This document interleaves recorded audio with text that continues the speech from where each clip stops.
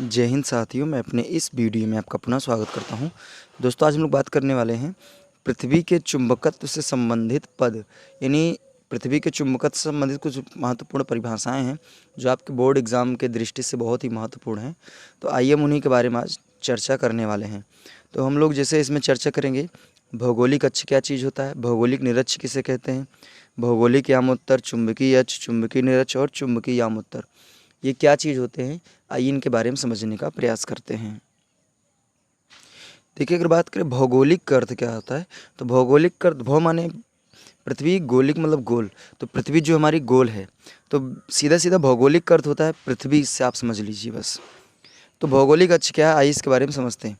देखिए, हम जानते हैं जो सामान्यतः पृथ्वी जो होती है, इसका उत्तरी ध्रुव जो होता है वो ऊपर की तरफ होता है और दक्षिणी ध्रुव इधर होता है, पूर्वी इधर होता है, पश्चिमी इधर होता है। तो हमें यहाँ पे पूर्वी पश्चिमी से नहीं मतलब है, हमें सिर्फ क्या मतलब है, उत्तरी और दक्षिणी से मतलब है। तो भौगोलिक अक्ष की परिभाषा ये है कि पृथ्वी के उत्तरी ध्रुव तथा दक्षिणी ध्रुव, इन दोनों को मिलाने वाली जो रेखा होती है, इसी रेखा का नाम होता है भौगोलिक अक्ष। तो उम्मीद करूँगा भौगोलिक अक्ष क्या चीज़ है ये समझ में आ गया होगा। तो सीधा सीधा आपको ये बताना है कि पृथ्वी के उत्तरी ध्रुव को पृथ्वी के दक्षिणी ध्रुव से मिलाने वाली जो रेखा होती है, यानी जो लाइन होती है, उसी लाइन का नाम होता है भौगोलिक अक्ष। इसका नाम आप क्या रख देंगे, इसका नाम रखेंगे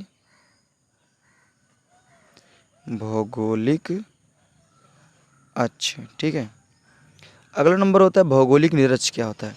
तो भौगोलिक निरक्ष की परिभाषा ये है कि भौगोलिक अक्ष के लंबवत अर्थात उससे 90 डिग्री का कोण बनाते हुए जो रेखा खींची जाए उसे कहते हैं भौगोलिक निरक्ष।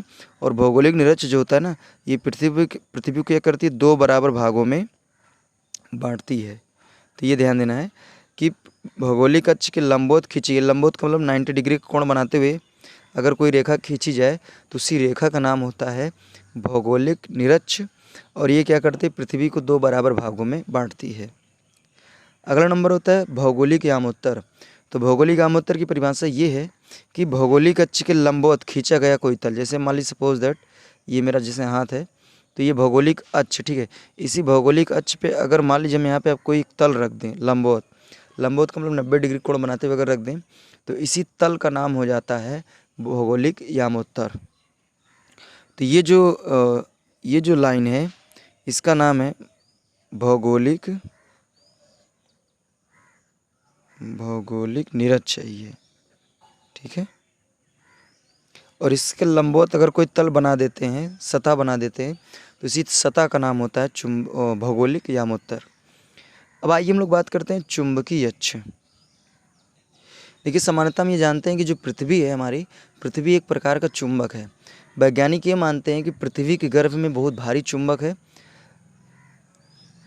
जिस वजह से सारी वस्तुओं को क्या करती है, अपनी ओर खींच लेती है।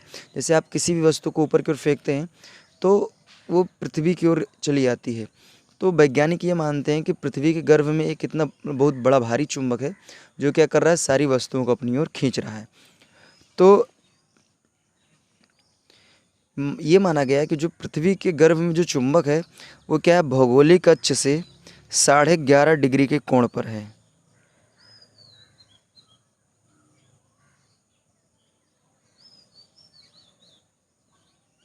ठीक है।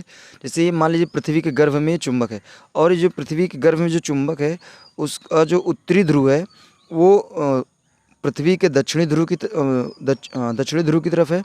और इस पृथ्वी का जो दक्षिणी ध्रुव इस चुंबक का जो दक्षिणी ध्रुव है वो पृथ्वी के उत्तरी ध्रुव की तरफ है। तो ये ध्यान देना है, ये दो बातें आपको। तो अगर हम चुंबकीय अक्ष की परिभाषा की बात करें तो कह सकते हैं कि पृथ्वी के चुंबक के उत्तरी ध्रुव को दक्षिणी ध्रुव से मिलाने वाली जो रेखा होगी, उसी रेखा का नाम है चुंबकीय अक्ष। और ये जो चुंबकीय अक्ष होता है ये भौगोलिक अक्ष से 11.5 डिग्री के कोण पर होता है, 11.5 डिग्री कोण पर झुका होता है। तो ये ध्यान देना है। तो चुंबकीय अक्ष उम्मीद करूँगा समझ में आएगा होगा। पृथ्वी के चुंबक के उत्तरी ध्रुव को दक्षिणी ध्रुव से मिलाने वाली जो लाइन होगी, उसी लाइन का नाम है चुंबकीय अक्ष। तो ये जो लाइन जा रही है इस लाइन का नाम है चुंबकीय अक्ष। अगला नंबर समझते हैं चुंबकीय निरक्ष क्या होता है। तो चुंबकीय निरक्ष की परिभाषा ये है कि जो चुंबकीय अक्ष होता है इसके लंबवत, यानी इससे क्या करें जाए 90 डिग्री का कोण बनाकर कोई लाइन खींची जाए तो इसी लाइन का नाम हो जाता है चुंबकीय निरक्ष। इसका नाम क्या हो जाएगा? चुंबकीय निरक्ष।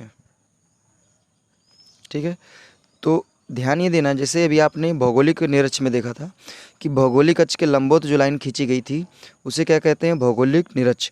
उसी तरह चुंबकीय अक्ष के लंबवत लाइन अगर जो खींचे जाए तो उसी को कहते हैं चुंबकीय निरक्ष। और ये चुंबक को क्या करती है? 2 बराबर हिस्सों में बांटती है।